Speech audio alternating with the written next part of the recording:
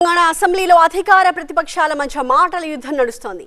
ఇందిరమ్మ పాలన నాటి చీకటి రోజులు అప్పుడే మర్చిపోలేదు అన్నారు బీఆర్ఎస్ సభ్యుడు కడియం శ్రీహరి. ఆమె పాలన నాటి మంచి గుర్తులు ఇప్పటికీ పల్లెల్లో ఉన్నాయంటూ కౌంటర్ ఇచ్చారు మంత్రి పొన్నం ప్రభాకర్.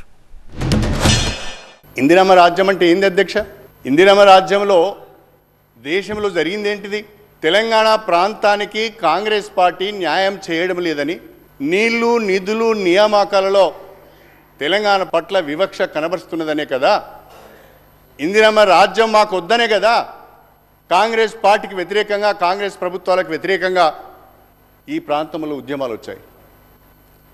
అంతేకాకుండా ఇంకొక మాట అన్నారు, నియంతృత్వ నిర్బంధ పోకడలు అని. అప్పుడే ఎమర్జెన్సీని మర్చిపోయారేమో నాకు అర్థం కావడం లేదు. ఎమర్జెన్సీ చీకటి రోజులను మర్చిపోయారేమో నాకు అర్థం కావడం లేదు.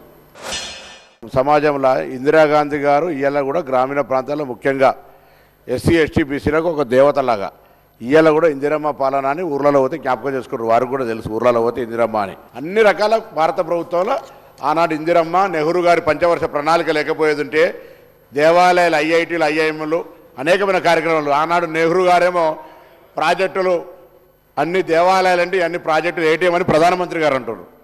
అటువంటి పరిస్థితి మారిపోయి వాళ్ళు కూడా విమర్శ చేస్తారు అధ్యక్షుడు.